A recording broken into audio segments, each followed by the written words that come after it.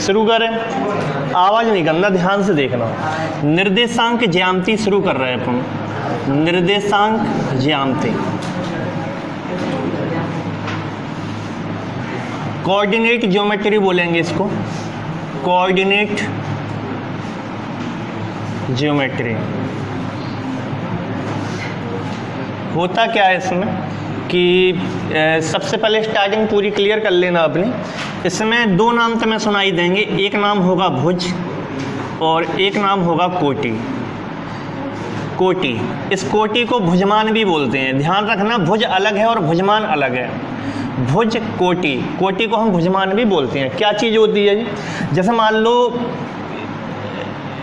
संख्या रेखा, ऐसे तुमने जी पढ़ा है 9th में, ऐसे एक्स अक्ष और वाई अक्ष, इसको कार्तीय तल बोलते हैं, कार्तीय तल। इस कार्तीय तल में एक्स अक्ष और वाई अक्ष ये दो हैं, तो यहाँ पे पॉइंट कैसे देते हो? यहाँ पे 0, यहाँ पे 1, फिर 2, फिर 3, फिर 4, इसी प्रकार अनंत तक। और ये माइनस में आते हैं, माइनस, तो ये हो जाएगा 1 2 3 4 -1 -2 -3 -4, ऊपर प्लस में आएगा 1 2 3 4 अनंत तक जाएगा और नीचे माइनस में आएगा ऐसे। तो इस तल को हम क्या कहते हैं? कार्तीय तल बोलते हैं। अब इस कार्तीय तल में अगर हमें मान लो एक पॉइंट लिख के दे दे वो कि तुम्हें बनाना है, जैसे मान लो यहाँ पे लिखे दे रहा है, उसने कहा कि तुम इसमें दिखाओ कि 2 और 3 कहाँ आएगा। तो पहला एक्स अक्ष पे गिना जाता है और दूसरा वाई अक्ष पे गिना जाता है। जो एक्स अक्ष पे गिना जाता है इसी को हम भुज बोलते हैं, और जो वाई अक्ष पे गिना जाता है इसको हम कोटि बोलते हैं।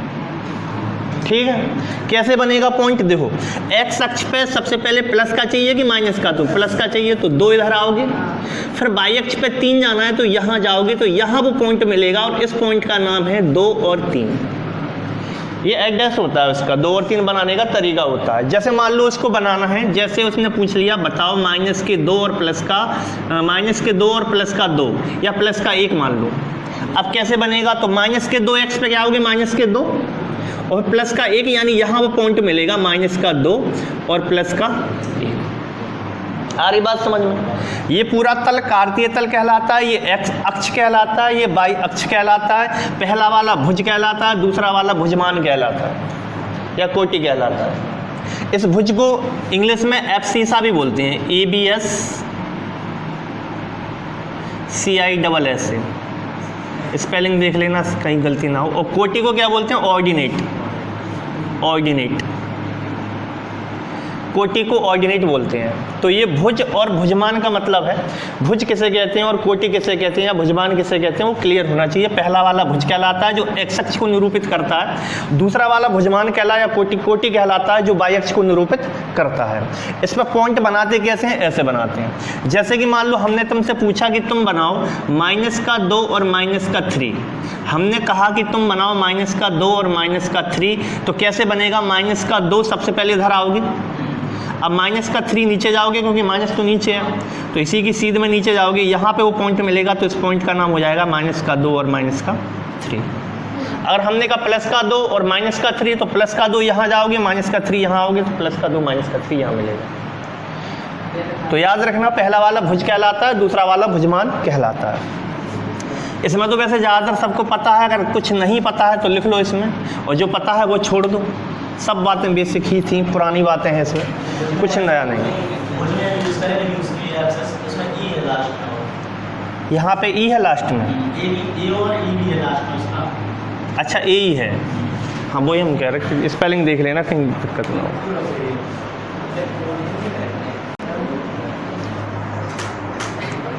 कार्तीय तल में अगर हम 2 पॉइंट ऐसे बना दें, कार्तीय तल में अगर हम 2 पॉइंट ऐसे बना दें, ये एक्स वाई अक्ष है, ये एक्स है और ये वाई अक्ष है, इस तरफ प्लस होता है, इस तरफ माइनस होता है, ऊपर की तरफ प्लस होता है, नीचे की तरफ माइनस होता है। अगर हम मान लो 2 पॉइंट ऐसे बना दें, जैसे यहाँ एक पॉइंट बना दिया, इसका नाम दिया 2 3, और एक पॉइंट मान लो यहाँ पे बना दिया, यहाँ पे हमने नाम दिया है माइनस के 2 और माइनस का ही 3। अच्छा एक चीज़ और है, ये पहला चतुर्थांश होता है, यहाँ पे दोनों ही प्लस और प्लस में पाए जाते हैं, भुज भी और कोटि भी, भुज और भुजमान दोनों प्लस में पाई जाती हैं। इस दूसरे चतुर्थांश में ये माइनस में होता है परंतु ये प्लस में होता है। इसको लिखने का तरीका कॉमा लगा के ही है। तो पहला वाला एक्स अक्ष को निरूपित करेगा, दूसरा वाला वाई अक्ष को निरूपित करेगा। अच्छा, ये तीसरा चतुर्थांश है उल्टे में, अच्छा क्लॉकवाइज नहीं एंटी क्लॉक में, फर्स्ट सेकंड थर्ड फोर्थ। अब तीसरा चतुर्थांश ये आता है तो इसमें ये भी माइनस में होगा और दूसरा भी माइनस में ही पाया जाता है। ऐसा क्वेश्चन कभी पूछ ले कि माइनस माइनस, भुज भी माइनस और भुजमान भी माइनस, कौन सा चतुर्थांश होगा, तो तुम यहां से नापोगे पहला दूसरा तीसरा चौथा किस चतुर्थांश में होगा। और आखिरी चतुर्थांश यहाँ पे है चौथा, यहाँ से घूम के शुरू होते हैं इधर आगे, तो ये पहला प्लस में होता है और दूसरा माइनस में होता है। तो पता होना चाहिए कि किस चतुर्थांश में कैसा साइन बनता है। अगर दोनों ही प्लस में, एक प्लस में, दोनों ही प्लस में है तो पहला माइनस दूसरा प्लस दूसरा, दोनों माइनस तीसरा, पहला प्लस दूसरा माइनस चौथा, ये चौथा चतुर्थांश होता है ऐसे घूम के एंटी क्लॉक में। तो ये पहला चतुर्थांश है, लिखना हो तो लिख लेना, ये पहला चतुर्थांश कहलाता है, पहला चतुर्थांश होता है। और ये द्वितीय चतुर्थांश होता है, ये द्वितीय चतुर्थांश होता है। और ये वाला जो है तृतीय चतुर्थांश होता है, तृतीय नहीं, सही लिखा द्वितीय, हाँ लिखा चौथा। ये तृतीय चतुर्थांश का मतलब चौथा अंश, चौथा टुकड़ा, चार टुकड़े हुए 1 2 3 4, तो चौथा अंश माना 1/4। ये तृतीय चतुर्थांश होता है और ये चतुर्थ चतुर्थांश होता है, चतुर्थ चतुर्थांश होता है। तो ये बातें तुम ध्यान रखना। इसके बाद बात आती है कि जैसे कि मान लो 2 पॉइंट दे देगा ऐसे करके और पूछ लेगा बताओ -2 -3 किस चतुर्थांश में होगा, तो तुम कहोगे तृतीय में होगा। अगर वो कहे 2 और 3 है किस चतुर्थांश में होगा, तो पहले चतुर्थांश में होगा। इसके बाद दूसरी बात आती है कि मान लो ये ए पॉइंट है और मान लो ये बी पॉइंट है, ए पॉइंट 2 3 है, इसको कहते हैं बिंदु ए के निर्देशांक 2 और 3 है। इसको ऐसे पढ़ते हैं, बिंदु ए के निर्देशांक 2 और 3 है। इसको पढ़ेंगे बिंदु बी के निर्देशांक -2 3 है। इसको लिखने का तरीका ये होता है कि बी लिखने के बाद -2 और 3 लिख देंगे ऐसे, और ठीक है, -2 -3 ऐसे लिख देंगे। और इसको लिखने का तरीका क्या है, ए लिख देंगे, ए यहाँ पे ब्रैकेट के बाहर, और इसको 2 3 लिख देंगे। तो तुम समझ जाओगे 2 3 का मतलब 2 इधर और सीधे चलेगा 3, -2 इधर और -3 इधर, यानी जे इधर है। तो ये ए बिंदु के निर्देशांक 2 3 है, बी बिंदु के निर्देशांक -2 -3 है, और इन बिंदुओं के बीच की दूरी ज्ञात करो। तो कैसे करते हैं, तो फॉर्मूला है इसके लिए जो तुम्हें ध्यान रखना है। क्या फॉर्मूला है, बिंदु ए x1/1 और बिंदु बी x2/2 के बीच की दूरी, दूरी, और दूरी कभी माइनस में नहीं होती है, दूरी सदैव प्लस में होती है। अगर माइनस में उत्तर आ भी जाए तो प्लस में ले लेना है, कभी भी कहीं भी। इसी चैप्टर में नहीं कह रहा है, किसी भी चैप्टर में दूरी माइनस में नहीं आ सकती है। चाल दूरी समय माइनस में नहीं होते हैं। दूरी कैसे निकलती है, तो रूट लगा के ऐसे x2 - x1 का whole square plus y2 - y1 का होल स्क्वायर, ठीक है, ऐसे x2 - x1 का whole square plus y2 - y1 का होल स्क्वायर। ये रूट में होता क्यों है, अगर कहो तो समझने के लिए, वैसे जरूरत नहीं है। ये एक समकोण त्रिभुज बनता है, समकोण त्रिभुज बन के वहाँ पाइथागोरस लग के ऐसा कुछ होता है। कहो तो हम इसे प्रूफ करें, क्योंकि तुम्हें ये दूरी ज्ञात करना है, तो इसको ऐसे बनाओगे, ऐसे फिर इसको इधर मिला दोगे, ये एक समकोण त्रिभुज का रूप लेगा, ये कर्ण का स्क्वायर बनेगा। वहां से ऐसी कुछ कहानी आती है, लेकिन डायरेक्ट याद करो, x2 - x1 का whole square plus y2 - y1 का होल स्क्वायर, डायरेक्ट याद करो, इसको प्रूफ नहीं करेंगे। ठीक है, एक तो ये फॉर्मूला हो गया पहला वाला, x1 y1 के बीच की दूरी ज्ञात करना। इसके बाद दूरी तो ज्ञात हो जाती है, लेकिन एक चीज और, ये जो रेखा बनती है, 2 बिंदु को मिलाओगे तो रेखा ही बनेगी। हम 3 बिंदु की बात नहीं कर रहे, 3 बिंदु रेखा बना भी सकती हैं और त्रिभुज भी बना सकती हैं। 3 बिंदु अगर है कार्तीय तल में, तो या तो वो एक सीधी रेखा बनाएंगे, मान लो यहाँ है बिंदु तो रेखा बनाएगी, और बिंदु यहाँ है तो फिर वो त्रिभुज बना देगी। अगर 3 बिंदु है तो या तो वो रेखा बनाएगी, 3 बिंदु मिलके क्या बनेगी, रेखा नहीं बनेगी तो त्रिभुज बनेगा। इसके सिवा तीसरी कोई कंडीशन है नहीं, 2 ही कंडीशन हो सकती हैं। तो हम लिख रहे हैं यहाँ पे, जो रेखा बनती है ना, रेखा का मानक समीकरण होता है, एक रेखा का स्टैंडर्ड इक्वेशन होती है, एक मानक समीकरण होता है। वो दिखाई कैसी देती है, मानक समीकरण होता है उसको ऐसा दिखाई देता है, ax + by प्लस सी बराबर 0। तुमने अगर पढ़ा हो 9th 10th में याद हो कि 3x प्लस 2y प्लस 4 बराबर 0, फिर वो कहते हैं इस रेखा को ग्राफ पे निरूपित करो, ग्राफ दे देते हैं, ग्राफ पे निरूपित करो। फिर तुम कैसे करते हो, एक डब्बा बनाते हो, यहाँ x लिखते हो, यहाँ y लिखते हो, फिर यहाँ मन से रखते हो। जैसे मन से रख दिया तुमने 0, फिर यहाँ कुछ आएगा x बराबर 0, फिर मन से यहाँ 1 रख दिया तो यहाँ कुछ आएगा, फिर मन से यहाँ 2 रख दिया या कुछ और रख दिया, जो तुम्हें मन में वो रख दिया। अब तुम जब 0 1 2 को मिलाओगे तो एक रेखा ही बनेगी, कार्तीय तल में एक रेखा ही बनेगी और कुछ नहीं बनेगा। तुम सोचो कि भाई साहब अगर ये ऐसी जाके ऐसी मुड़ गई तो नहीं मुड़ेगी, क्योंकि ये स्टैंडर्ड रूप में है रेखा के ax plus by plus c बराबर 0। अगर यहाँ कहीं घात लग जाए तो फिर वो रेखा नहीं बनेगी, फिर वो कहीं ना कहीं मुड़ेगी, फिर वो रेखा नहीं बनेगी। लेकिन रेखा का समीकरण ही ये होता है, एक घातीय समीकरण ax plus by plus c बराबर 0, जहाँ c एक कांस्टेंट है, 1 2 3 में कुछ दिया होगा और x की जगह x ही दिया होगा, y की जगह y ही दिया होगा, a और b फिर से कुछ दिया होगा संख्या में। तो ऐसे इसको जब तुम ग्राफ पे बनाओगे तो सदैव एक रेखा बनती है। 0 1 2 की जगह तुम कुछ और भी ले लो ना, -2 -1 0 भी ले लो तो भी रेखा बनेगी, कुछ भी ले लो। उनको जब मिलाओगे, इसको यहाँ रखोगे तो y बराबर कुछ आएगा, ये भी कुछ आएगा, ये भी कुछ आएगा, तो भुज भी मिल जाएगा, भुजमान भी मिल जाएगा, भुज मिल जाएगा, भुजमान मिल जाएगा, भुज मिल जाएगा, भुजमान मिल जाएगा। तो इसको जब तुम मिलाओगे तो सदैव एक रेखा ही बनती है। तो रेखा का समीकरण याद रखना क्या होता है, ax plus by plus c बराबर 0। ये मानक समीकरण है जो तुम्हें ध्यान रखना है। इसके बाद कार्तीय तल में अगर रेखाएं 3 तरह से हो सकती हैं, 2 रेखाएं हैं कार्तीय तल में 3 तरह से हो सकती हैं। यहाँ जगह नहीं है, तुम इसको लिख लो पहले, फिर हम यहाँ साफ करके बता रहे हैं। 3 तरह कौन कौन से हो सकते हैं, जब रेखा एक दूसरे को काट जाए तो अद्वितीय हल होगा, जब रेखा एक दूसरे के समांतर हो जाए तो कोई हल नहीं होगा, जब रेखा एक के ऊपर एक चढ़ जाए तो अनंत हल होंगे। वो 3 कंडीशन और बता रहा है, बहुत सवाल पूछते हैं यहाँ से, अद्वितीय हल, कोई हल नहीं, अनंत हल से।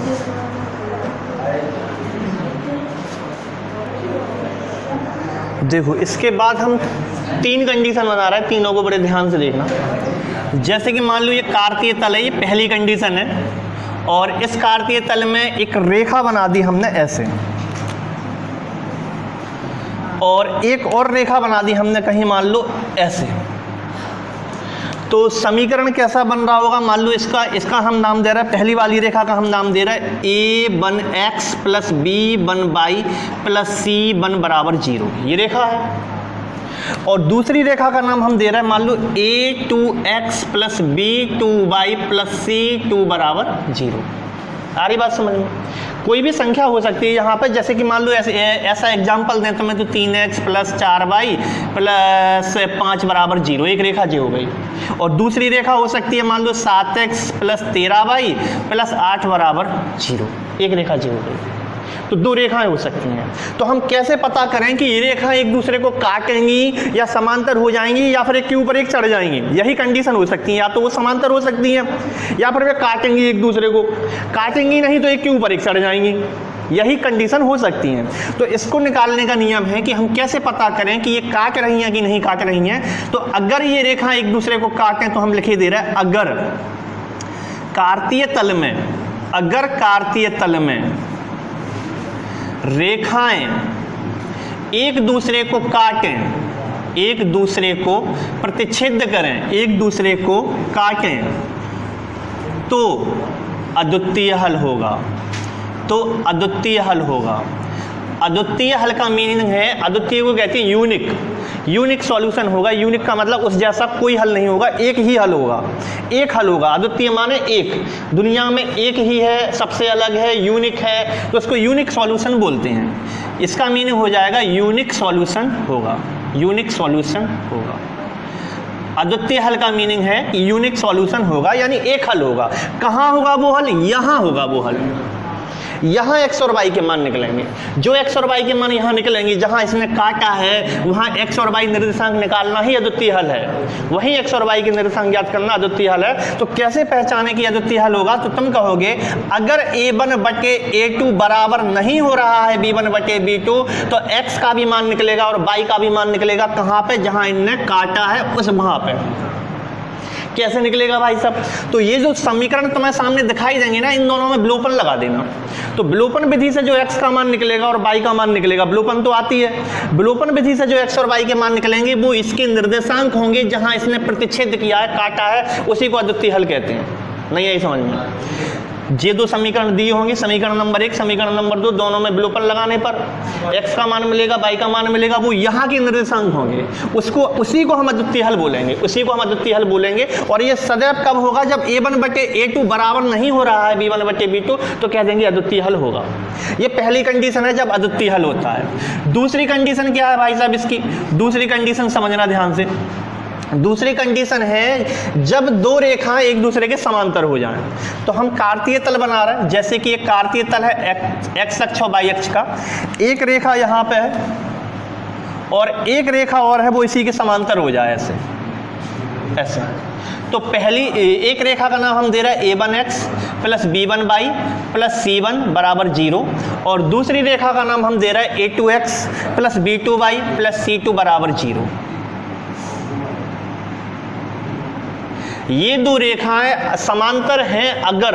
अगर ये रेखाएं समांतर हैं तो कैसे पहचाने? अगर रेखाएं समांतर हैं, अगर दो रेखाएं समांतर हैं कार्तीय तल में, तो क्या होगा? a1/a2 बराबर हो जाएगा b1/b2 के, लेकिन बराबर नहीं होगा c1/c2 के। तो फिर ये समांतर होंगी, और अगर समांतर होंगी तो इसको बोला जाएगा नो सॉल्यूशन, नो सॉल्यूशन यानी कोई हल नहीं, इसको बोला जाएगा कोई हल नहीं। तो पूछता है दो समीकरण देके ज्ञात करो कि ये दो समीकरण अद्वितीय हल होंगे, कोई हल नहीं होगा, अनंत हल होंगे। तो इसका उत्तर होगा कोई हल नहीं।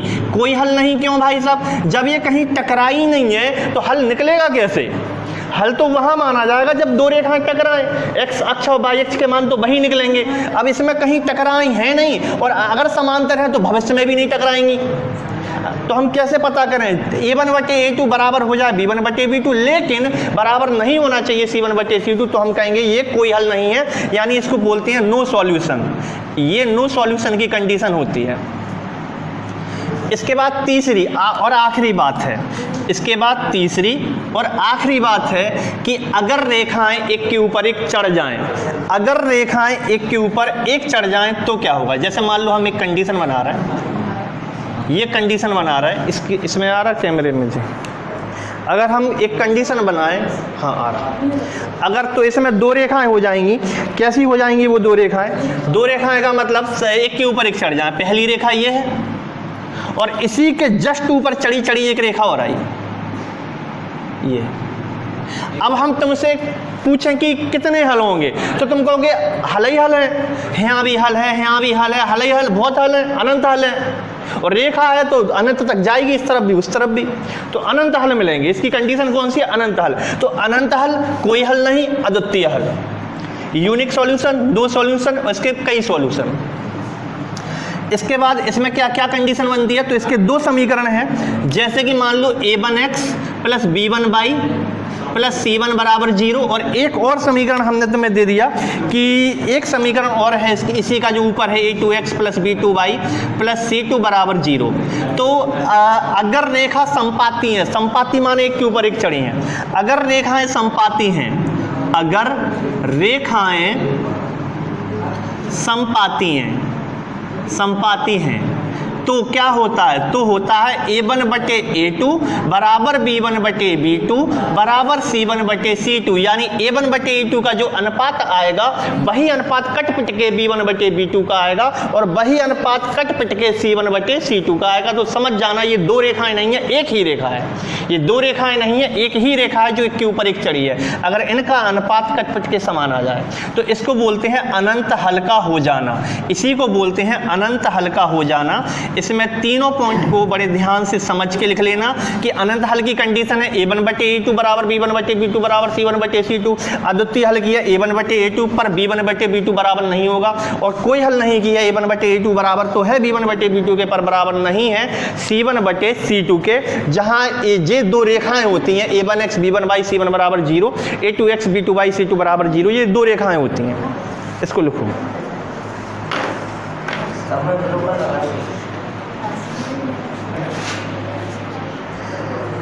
देखो एक क्वेश्चन कैसा आता है इसमें भाई साहब, ऐसे क्वेश्चन देता है जैसे मान लो 3x + 2y + 7 = 0, ये रेखा का समीकरण है ax + by + c के रूप में।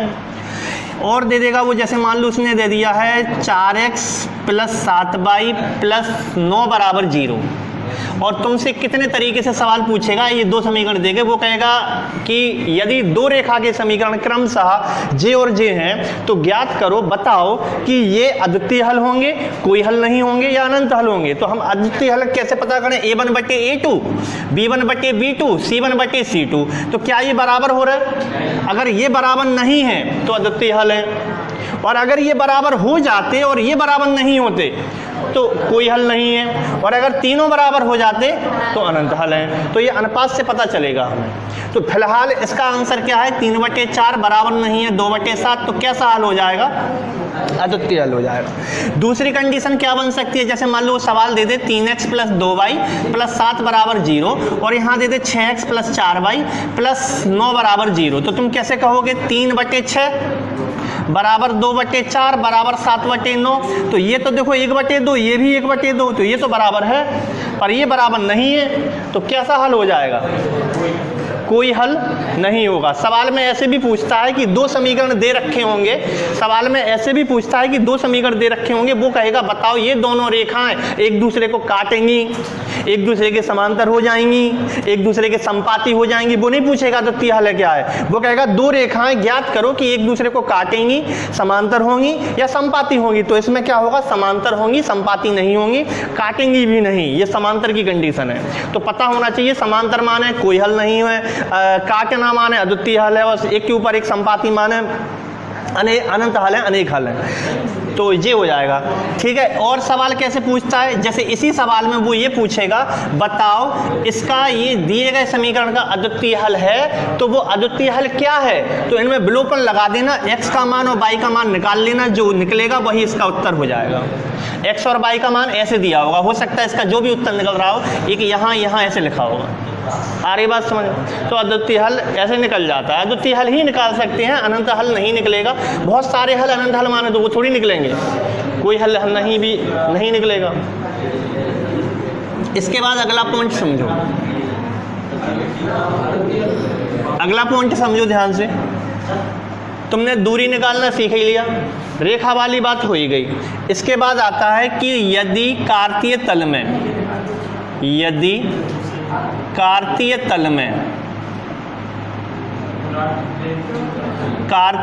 में तीन बिंदु क्रमशः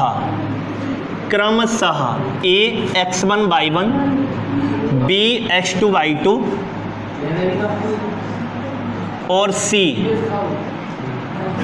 x3 y3 संरेखीय होंगे। ध्यान रखना, अगर आज की और कल की बातें समझ में आ गई तो तुम्हें बिल्कुल भी दर्द नहीं होगा इस चैप्टर में। संरेखीय होंगे, तीन बिंदु हैं, संरेखीय होंगे यदि देखो तीन बिंदु मान लो हम दे दें तुम्हें और पूछा कि संरेखीय कब होंगे। मान लो एक बिंदु A है, एक बिंदु B है, एक बिंदु C है, इसके निर्देशांक x1 y1 है, इसके निर्देशांक x2 y2 हैं और इसके निर्देशांक x3 y3 हैं। तो तुम ये कहोगे कि अगर भाई साहब AB और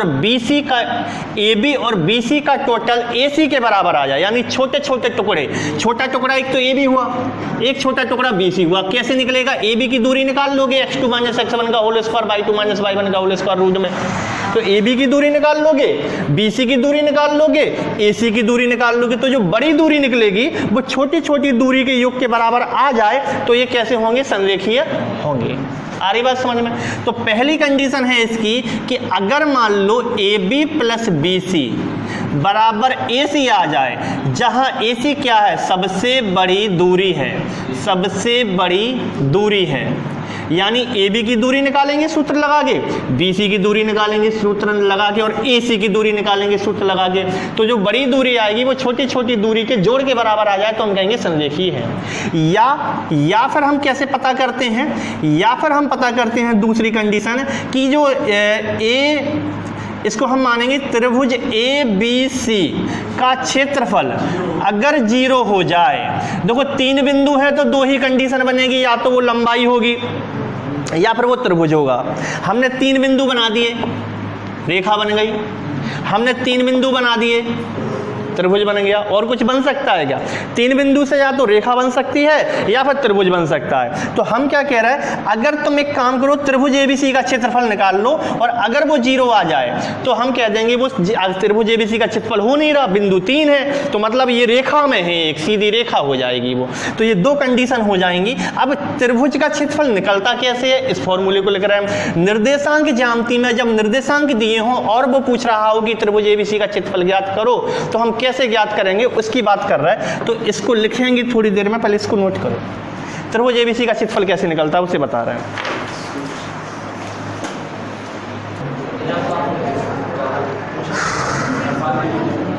चलो देखो, ध्यान से देखो, निर्देशांक ज्यामिति के अंदर बहुभुज का क्षेत्रफल कैसे निकलता है। तो हम फॉर्मूला लिख रहे हैं, किसी बहुभुज का क्षेत्रफल। अब बहुभुज किसे कहते हैं? बहुभुज त्रिभुज को भी कहते हैं, चतुर्भुज को भी कहते हैं, पंचभुज को भी कहते हैं। तो भुजाओं से घिरी आकृति को बहुभुज कहते हैं। तो 2 भुजाओं में तो आकृति घिरेगी नहीं, मिनिमम 3 होने चाहिए, 4 में भी, 5 में भी, 6 में भी, 7 में भी, 8 में भी, सब बहुभुज है। शुरुआत कहाँ से होती है? त्रिभुज से। त्रिभुज भी बहुभुज है, चतुर्भुज भी। तो सबके लिए एक ही फॉर्मूला है, अलग अलग नहीं है। चाहे त्रिभुज का पूछे, चाहे चतुर्भुज का पूछे, चाहे पंचभुज का पूछे, चाहे 10 भुज का पूछे, लेकिन वो 10 भुज का तो पूछता नहीं है, ज़्यादा से ज़्यादा त्रिभुज का पूछेगा या चतुर्भुज का पूछेगा, इससे ऊपर नहीं जाता। हाँ, उससे भी हो जाएगा, लेकिन हम बता रहे हैं कि पंचभुज का पूछ ले जैसे, तो फिर विकर्ण डाल के कैसे, उसमें तो बहुत ज़्यादा काम हो जाएगा। अगर विकर्ण डाल के करेंगे तो उससे तो जो तुम कह रहे हो वो तो हो ही जाएगा विकर्ण डाल के। बाकी हम जो बात बता रहे हैं उसे देखना। किसी बहुभुज का अगर तुम्हें क्षेत्रफल ज्ञात करना है, बहुभुज का क्षेत्रफल, तो कैसे ज्ञात करेंगे? मान लो बहुभुज के रूप में त्रिभुज है, तो जो तरीका त्रिभुज का है वही पंचभुज का है, वही षष्ठभुज का है। कैसे? हमने 3 पॉइंट दिए बहुभुज, मान लो AX1Y1 एक पॉइंट है, और BX2Y2, और तीसरा पॉइंट हम दे रहे हैं CX3Y3, CX3Y3। अब ये 3 पॉइंट है, मिलाया मान लो त्रिभुज बन गया। तो इस त्रिभुज का हमें क्षेत्रफल ज्ञात करना है, तो कैसे निकलेगा? तो एरिया निकालने का तरीका बड़े गौर से देखना, समझ में नहीं आएगा नहीं पहली बार में, तो ध्यान से देखना। 1/2 ये निशान बनाएंगे, इस निशान को सारणिक बोलेंगे, डिटर्मिनेशन। इसको सारणिक बोलेंगे, डिटर्मिनेशन। अब डिटर्मिनेशन लिखने के बाद क्या तरीका, घबराना नहीं, आराम से, बहुत आसान है। X1Y1 यहाँ लिख लो, इसके बाद X2Y2 लिख दो, इसके बाद X3Y3 लिख दो।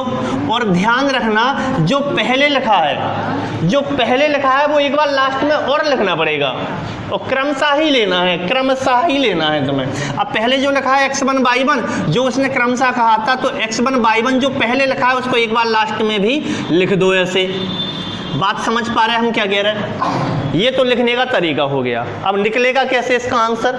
तो बराबर इसका आंसर कैसे निकलेगा? 1/2। तो अच्छा, मान लो चतुर्भुज होता तो X4/4 भी होता, तो X4/4 और लिख के जो पहले लिखा है उसको घुमा के नीचे और लिख दे। अब पहले क्या लिखा है तुमने, तो पहले जो भी लिखा होगा वो उसको लास्ट में एक बार वो घुमा के लिख दोगे, और क्रमशः ही लेना है। उसने ABC दिए हैं तो इस प्रकार से ही लेना है तुम्हें, ठीक है, क्रमशः वाली स्टाइल में। अब 1/2, ध्यान से देखना हम क्या कर रहे हैं। 1/2 में ब्रैकेट लगाओ ऐसे, इसका गुणा करो इसमें, इसका गुणा करो इसमें, और इसका गुणा करो इसमें, तो ये हो जाएगा X1/2 प्लस लगा दो X2/3 प्लस लगा दो X3/1, और इसको एक डिब्बे में बंद कर दो ऐसे। क्या ये बात समझ में आ गई? आ रही? फिर लगाओ माइनस लगाने के बाद इसका गुणा करो तुम इसमें, इसका गुणा करो इसमें, और इसका गुणा करो इसमें। अब माइनस, इंक फैल गई, कोई बात नहीं, फैल जाने दो, दूसरे इंक से लिखेंगे। ये हो जाएगा तुम्हारा X2 × Y1 प्लस हो जाएगा प्लस क्या हो जाएगा, x2/1 हो गया, x3/2 हो जाएगा, और प्लस क्या हो जाएगा, x1/3 हो जाएगा। इसको जब तुम सॉल्व करोगे तो जो कुछ भी आएगा वही तुम्हारे त्रिभुज का या चतुर्भुज का या पंचभुज का जो भी दिया है, पंचभुज में भी यही प्रथा है और षष्ठभुज है तब भी यही, लेकिन त्रिभुज चतुर्भुज का ही पूछता है, पंचभुज का कभी कभार पूछ भी सकता है, यही करना है तुम्हें। तो जे से आंसर आ जाएगा, इसको लिख लो।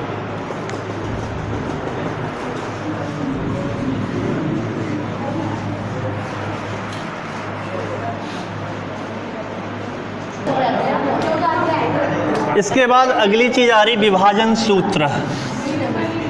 विभाजन सूत्र, विभाजन सूत्र में दो पढ़ने में, एक अंतः विभाजन होगा, एक बाह्य विभाजन होगा। कैसे होता है ध्यान से देखना। दो बिंदु दिए होंगे ऐसे करके, ऐसे, इस बिंदु का नाम x1y1 दे दिया जैसे कि, और इस बिंदु का नाम x2y2 दे दिया। एक बिंदु A है, उसके निर्देशांक x1y1 है, दूसरा बिंदु B है, उसके निर्देशांक x2y2 है, और वो तुमसे पूछ रहा है कि बीच में नहीं, कहीं भी हो सकता है, बीच में भी हो सकता है, कहीं भी एक बिंदु C है और इसके दोनों निर्देशांक ज्ञात करो। इस C के निर्देशांक ज्ञात करो, यानी C पे जो x y है ये ज्ञात तुम्हें करना है, क्वेश्चन मार्क, x और y के निर्देशांक ज्ञात करना है C के। तो C बिंदु, अगर अब वो क्या कहेगा, m/n में बांटा। कहने का मतलब क्या है कि यहाँ से यहाँ की दूरी अगर m है तो यहाँ से यहाँ की दूरी n है, इसे कहते हैं m/n में बांटना। तो इसको निकालने का तरीका क्या है, डायरेक्ट समझना। ये जो x है वो x कैसे निकलता है, m का गुणा करो x2 में mx2, और n का गुणा करो x1 में प्लस nx1, और बटे में क्या हो जाएगा m+n। तो ये x का मान निकल जाएगा, x यहाँ की जगह आ जाएगी, यहाँ पे क्या लिखना है। और y बराबर कैसे आएगा, m/2 प्लस n का इसमें y1, और बटे में m+n, तो y की जगह भी आ जाएगी कि यहाँ पे क्या लिखना। तो जिस बिंदु के वो पूछेगा तुमसे, वहाँ तक की यहाँ से दूरी m कहलाएगी और यहाँ से दूरी n कहलाएगी, वो तुम्हें, और अंदर है तो अंतः विभाजन है। तो ये विभाजन सूत्र में पहला कौन सा है, अंतः विभाजन, अंतः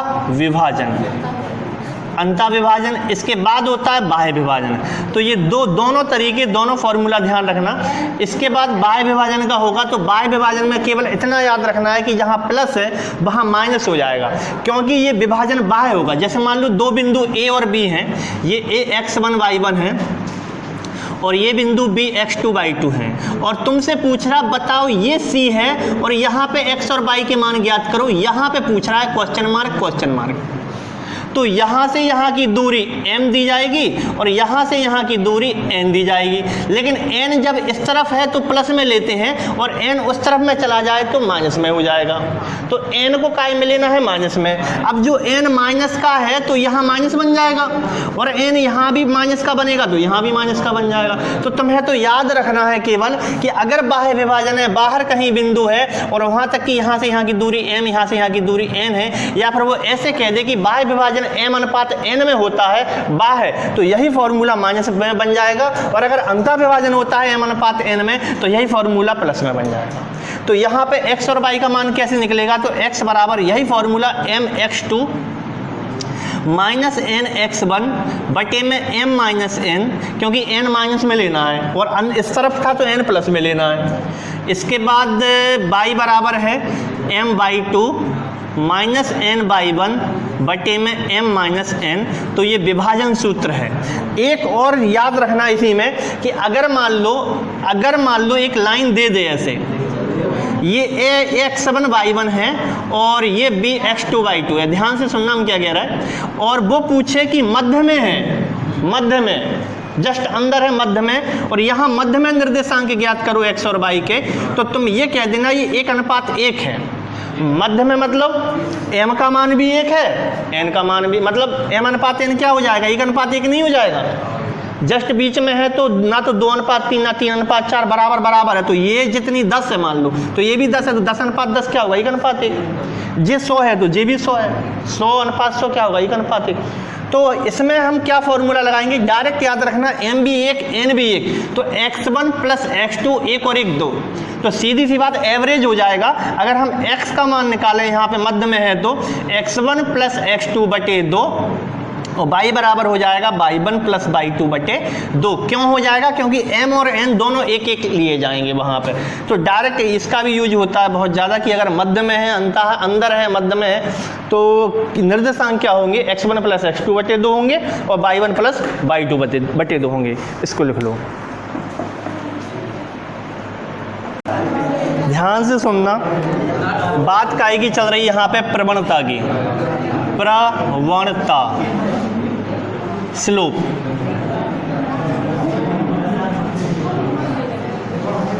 प्रवणता किसे कहते हैं? ध्यान से सुनना। अगर तुम स्लोप को डिक्शनरी में सर्च करो तो ढाल निकलेगा उसका। स्लोप माने ढाल, स्लोप ऐसे सुना। स्लोप माने ढाल टाइप की होती है। तो प्रवणता, किसी रेखा की प्रवणता को हम काय से प्रदर्शित करते हैं? तो याद रखना m से प्रदर्शित करते हैं, स्मॉल m से। स्मॉल m से रेखा की प्रवणता को हम प्रदर्शित करते हैं। इंडिकेशन है इसका, ये निरूपित करने का तरीका है। क्या होता है प्रवणता? जैसे कि मान लो हमने कार्तीय तल बना दिया, ऐसे एक x अक्ष बनाया और y अक्ष बनाया। अब कोई रेखा आई, जैसे कि मान लो एक रेखा आई, इसको नहीं, ये फैलती है, एक रेखा आई ऐसे ऐसे, तो रेखा की प्रवणता कहाँ होगी? रेखा की प्रवणता का मतलब है x, हमें वाक्यों पे ध्यान देना, x अक्ष से एंटी क्लॉक डायरेक्शन में। एंटी क्लॉक माने यहाँ से, ये नहीं मानी जाएगी। प्रवणता माने ये एंटी क्लॉक यहाँ से, यहाँ जो कोण निकलेगा मान लो थीटा है, तो इसकी प्रवणता m बराबर हो जाएगी tan थीटा। और अगर मान लो कोई रेखा इस तरफ है, अगर मान लो कोई रेखा इस तरफ है, तो इस तरफ से कोण नहीं माना जाएगा। कोण कहाँ से माना जाएगा? x अक्ष से एंटी क्लॉक डायरेक्शन में, यहाँ से। अगर मान लो ये फाई है, मान लो ये फाई है, तो फाई का मीनिंग हो जाएगा m बराबर tan फाई, tan फाई। तो कोण को हम अगर थीटा से प्रदर्शित कर रहे हैं यहाँ पे, तो एंटी क्लॉक डायरेक्शन में x अक्ष से। और अगर रेखा इस तरफ है तो एंटी क्लॉक डायरेक्शन होना चाहिए। डायरेक्शन कैसी होना चाहिए? Anti clock. कभी भी क्लॉकवाइज डायरेक्शन में ये मान्य नहीं होगा, ये कोण मान्य नहीं होगा, ये ध्यान रखना है। तो सबसे पहले प्रवणता निकालने के कितने फॉर्मूले हो सकते हैं, वो लिख रहा है। m निकालने के फॉर्मूले, एक फॉर्मूला है m बराबर tan थीटा, दूसरा फॉर्मूला है m बराबर y2 माइनस y1 बटे x2 माइनस x1, एक फॉर्मूला है m बराबर माइनस a बटे b। ये तीन फॉर्मूले हैं। कब कौन सा यूज होना है? ध्यान से सुनना। अगर मान लो अगर ये वाली कंडीशन दी है कि थीटा दिया है x अक्ष से एंटी क्लॉक डायरेक्शन में, तो ये यूज हो जाएगा। ये वाला कब यूज होना है? जब x अक्ष से किसी रेखा का कोण दिया हो, वो भी एंटी क्लॉक डायरेक्शन में। x अक्ष से किसी रेखा का कोण दिया हो एंटी क्लॉक डायरेक्शन में, तो ये वाला यूज हो जाएगा। ये कब यूज होना है? y2 माइनस y1 बटे x2 माइनस x1। जब दो बिंदु दिए हैं a x1 y1 और एक बिंदु दिया है b x2 y2। कहने का मीनिंग ये है कि वो एक रेखा के दो बिंदु दे दे तो रेखा का समीकरण मत निकालना, तुम सीधे y2 माइनस y1 बटे x2 माइनस x1 कर देना, तो रेखा की प्रवणता आ जाएगी। तीसरा वाला कब यूज होना है? जब रेखा का समीकरण ax plus by plus c बराबर 0 दिया है, तो m बराबर हो जाएगा x का गुणांक माइनस a बटे y का गुणांक प्लस में लेंगे b। ये रेखा की प्रवणता हो जाएगी। तो जब रेखा का समीकरण दिया है तो ये लगेगा, जब दो बिंदु दिए हैं तो ये लगेगा, और अगर रेखा का कोण दिया है x अक्ष के साथ थीटा, तो ये लगेगा। तो रेखा के समीकरण प्रवणता निकालने के तीन फॉर्मूले तुम्हारे सामने हैं। इसके बाद दो कंडीशन और हैं जो तुम्हें ध्यान रखना है। वे दो कंडीशन कौन कौन सी हैं? पहली कंडीशन है, इसको लिख लो, हम जगह कर लें, फिर हम वो कंडीशन और बनाते हैं यहाँ पे। ये तीन समीकरण, तीन फॉर्मूला याद करो। m बराबर tan थीटा, m बराबर y2 माइनस y1 बटे x2 माइनस x1, m बराबर माइनस a बटा v। ये तब लगेगा जब रेखा का समीकरण है, ये तब लगेगा जब दो बिंदु हैं, ये तब लगेगा जब थीटा दिया हुआ है x अक्ष से एंटी क्लॉक डायरेक्शन में। इसके साथ दो कंडीशन और हैं, जब दो रेखाएं समांतर हैं, यहीं लिखे दे रहा अगर जगह हो। यहाँ दो कंडीशन और बना रहे हैं हम यहाँ पे कि पहली कंडीशन है m1 बराबर m2 होता है, और दूसरी कंडीशन है m1 इंटू m2 बराबर माइनस का 1 होता है। ये तब लगती है जब दो रेखाएं समांतर हैं, जब दो रेखाएं समांतर है। कहने का मतलब अगर दो रेखाएं समांतर हो जाएं कार्तीय तल में, कहने का मीनिंग ये है कि जैसे कि मान लो एक जे रेखा एक जे रेखा है, तो जितना कोण इसका है उतना ही कोण इसका होगा, नहीं समझे, बराबर होगा। अगर दो रेखाएं समांतर है तो जितनी मोड़ इसकी है उतनी ही मोड़ इसकी है। तो दो रेखाएं अगर समांतर हैं तो उनकी जो ढाल है, जो स्लोप है, वो स्लोप भी तो बराबर हो जाएगा। अगर दो रेखाएं समांतर हैं तो उनके स्लोप कैसे होते हैं, बराबर होते हैं। और अगर जब दो रेखाएं लंबवत हैं तो उनका गुणा -1 होता है, ये याद रखना है। जब दो रेखाएं लंबवत हैं, जब दो रेखाएं लंबवत काटें या समकोण पर काटें, जब दो रेखाएं एक दूसरे को लंबवत या समकोण पर काटें, जब दो रेखाएं एक दूसरे को लंबवत काटें तो उनका गुणा -1 होता है। जब दो रेखाएं समांतर हो जाएं तो m1 बराबर m2 हो जाता है। उनकी प्रवणता कैसी हो जाती है, समान हो जाती है। तो पहले ये उतारना, बाद में ये उतारना। जैसे हमने बताया था सवाल दिया होगा, दिया होगा, उसमें दिया हो। सवाल हम करेंगे, तुम्हें ये पता होना चाहिए, बड़े आसान लगेंगे अगर ये नियम। देखो, प्रवणता से संबंधित बातों में अगर मान लो ये कार्तीय तल है और वो क्वेश्चन कह दे, एक क्वेश्चन यहाँ पे कह रहा है, नोट डाल के लिखना है तुम्हें, यदि रेखा x अक्ष के समांतर है, यदि रेखा x अक्ष के समांतर है तो प्रवणता m बराबर कितनी होगी। तो ध्यान से देखना, x अक्ष के समांतर का मीनिंग क्या हो गया कि रेखा तो ऐसी है, अब इसके साथ वो कितना एंगल बनाएगी, काय को बनाएगी। तो m बराबर हो जाएगा tan 0, और tan 0 का मान होता है 0, तो इसकी प्रवणता क्या हो जाएगी, 0। बात समझ रहे हैं। अगर रेखा x अक्ष के समांतर है तो इसकी कोई प्रवणता नहीं होगी, कोई स्लोप नहीं होगा। हाँ, लेकिन अगर यदि रेखा y अक्ष के समांतर है, y अक्ष के समांतर है, यदि रेखा y अक्ष के समांतर है तो प्रवणता m बराबर, तो y अक्ष के समांतर मतलब ऐसी कुछ है, ऐसी, तो यहाँ कोण 90 डिग्री बनेगा फिर तो। और अगर 90 डिग्री बनेगा तो tan 90 हो जाएगा, और tan 90 का मान होता है अनंत। तो ये कोई ढाल नहीं है, ये तो सीधी खड़ी लाइन हो गई, तो इसकी स्लोप क्या है, अनंत है। इसका स्लोप क्या हो जाएगा, अनंत। तो m बराबर हो जाएगा अनंत। तो याद रखना, अगर रेखा x अक्ष के समांतर है तो m बराबर 0, और अगर y अक्ष के समांतर है तो m बराबर अनंत। इसके बाद एक चीज और याद रखना है तुम्हें, एक चीज और याद रखना, क्या कि यदि कोई बिंदु x अक्ष पर है, यदि कोई बिंदु x अक्ष पे है, कहने का मीनिंग ये हो जाएगा, जैसे मान लो ये कार्तीय तल है और ये एड्रेस बताना है, तो तुम कहोगे भाई साहब ये एड्रेस 2 0 है या 3 0 है या 4 0 है। तो अगर कोई बिंदु x अक्ष पे ही है, उसका एड्रेस वो x अक्ष पे ही घर बनाया है अपना, तो y बराबर क्या हो जाता है, 0 नहीं हो जाता है। और अगर कोई बिंदु y अक्ष पर है, y अक्ष पे है, तो x बराबर 0 होता है। अगर कोई अपना घर y अक्ष पे बना ले हैं तो कैसे लिखोगे, 0-2 या 0-3 या 0-4 ऐसे लिखोगे। यदि कोई बिंदु y अक्ष पर है, ये क्वेश्चन पेपर में पूछे हैं कि बताओ x अक्ष पर क्या होता है, तुम कहोगे x अक्ष पे y बराबर 0 होता है। वो कहेगा y अक्ष पर क्या होता है, y अक्ष पे x बराबर 0 होता है। हाँ, हम देख रहे हैं उसको। यदि कोई बिंदु y अक्ष पर है तो x बराबर क्या हो जाता है, 0। क्या कह रहा है, बोलो। x बराबर 0 है, ये क्या है?